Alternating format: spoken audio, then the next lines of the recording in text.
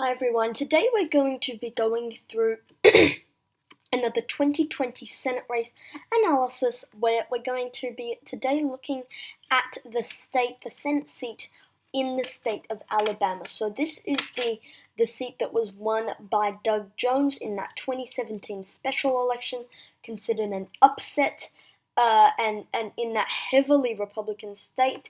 And Doug Jones was able to pull it off. We're going to see if he can pull off an upset again in 2020. But he is running again in 2020. That has been confirmed. He has declared a run already. Right now, Democrats are at 47 Senate seats, Republicans 47 Senate seats, based on the current configuration of the seats that I have going to the Democrats and the Republicans. So far, Arizona, Colorado, and Iowa are moving into the Democratic column. Montana, Kansas, Kentucky, and Texas all going into the Republican column. But Alabama, we're going to discuss today. After that, we're going to go to Georgia, and then North Carolina, then up to Michigan, then New Hampshire, and then finishing off up in the Northeast with Suzanne Collins' seat in the state of Maine. So today we're going to go through the Alabama Senate seat. This is the Doug Jones race. This is the Wikipedia page for this one, obviously. Doug Jones going to easily win that primary over John Rogers, the state representative. But in the Republican primary, it's a bit more uncertain. So there's a lot of declared candidates, and honestly, many of these potential candidates I don't see jumping in, especially people like the governor, Kay Ivey, and Mike Rogers, and a lot of these representatives probably feel a bit better just keeping their seat instead of risking it in an already crowded Republican primary. So you got Stanley Adair, who's the businessman. You've got Bradley Bryne, something like that. Right now he's the front runner. He's the representative for Alabama's 1st District. John Merrill, the Secretary of State. Arnold Moody, a state representative. Roy Moore, we all know Roy Moore, former Chief Justice of the Alabama Supreme Court, former candidate for governor in 2006 and 2010, and nominee for U.S. Senate in 2017. Interesting how he's running again. And then you got Toomey Tuberville, who is the former football coach. So it's interesting to see all these different candidates. As for the Republican primary polling that we've been seeing, the most recent polling that has been conducted is Bradley Bryne in 2nd place, right behind the football coach, in fact, Toomey Tuberville. In 3rd place, you've got Roy Moore. In 4th place, you've got John Merrill. And in 5th place, you've got Arnold Moody. So, as for the current front runner at this point in time, it actually does not seem that people would think that it would be either the Secretary of State or a U.S. representative who would be the front runner to go on and win a Senate seat. But actually, it's a football coach as of this point. Right now, you've got Toomey Tuberville, who is winning. If we go into because Alabama, what they do is that they take the top 2 candidates from the primary and they put them together. So if it was, let's say, Mo Brooks and Bradley Bryne, which is a possibility, given that they're both performing relatively well in recent polling, we see Mo Brooks winning there, and then Mo Brooks versus Roy Moore. Mo Brooks once again pulling off that one. So it's very it's going to be interesting to see how the different candidates performed. But at the end of the day, we actually do see the Congressman Bradley Bryne pulling it off. We don't see Toomey Tuberville. He could get into the top 2, but at the end of the day, I think people would want an experienced candidate to go on and take down Doug Jones. So we see Bradley Bryne winning that one. If we look at the endorsements, you've got Bob Riley, who's the former governor, and then you have 2 mayors there. So it's going to be interesting to see how the different candidates perform. in this Alabama Republican primary. So yeah, that's the candidate, Bradley Bryne. Okay, as next bit of data, we're going to be taking a look at the approval rating of the incumbent Senator Doug Jones. So right now, his approval rating is 39% of voters in his state approve, 37% of voters disapprove. So at the beginning of when he first got it, people were like, oh, that's a very good approval rating, 47 approve, 25 disapprove. But since then, we can see that his approval rating has been slipping. He continues to slip in approval. Now he's barely holding his breath above water at this point in time. Doug Jones, +3 on approval, +2 on approval, and you're going to see that there.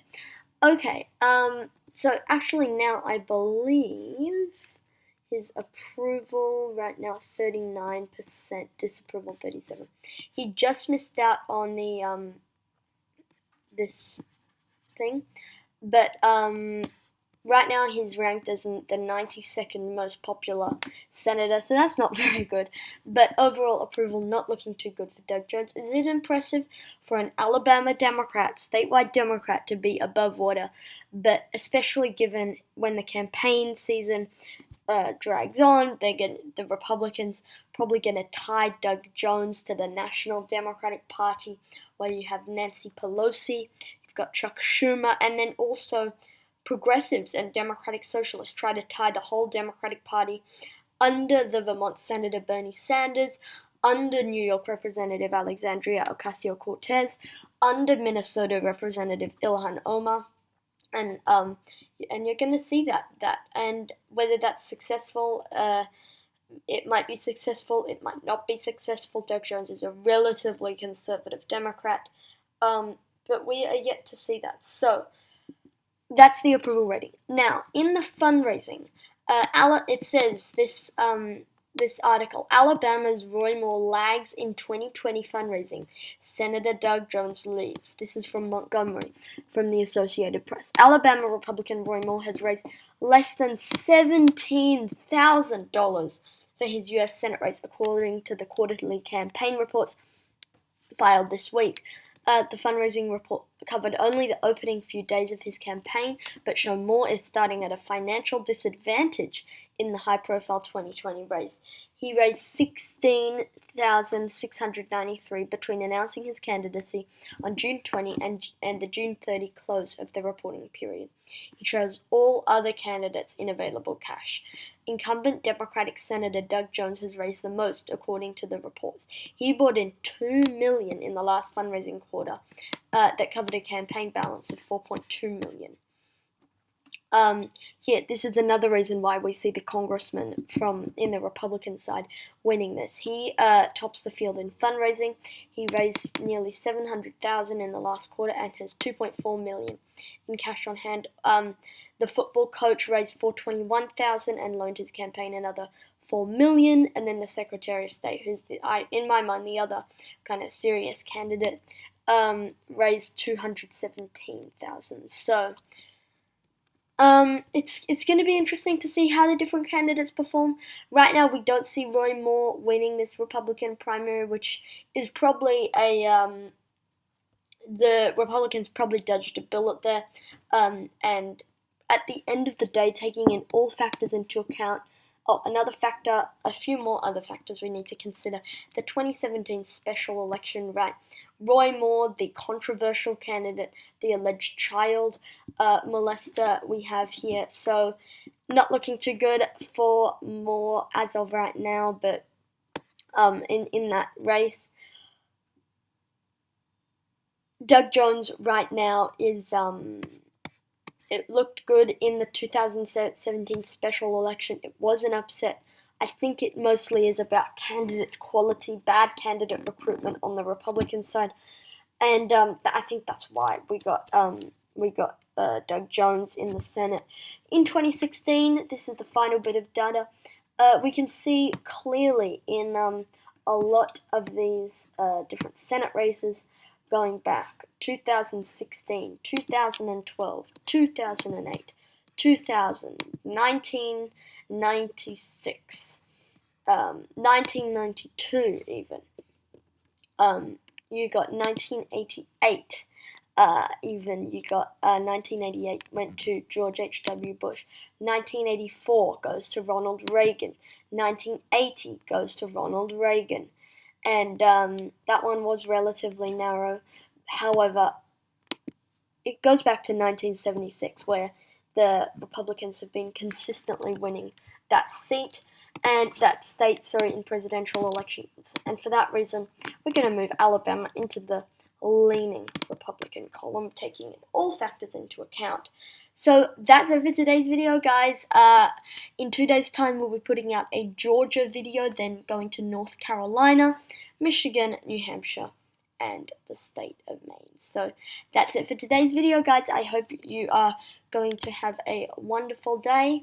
Cheers, fun election predictions. Good night.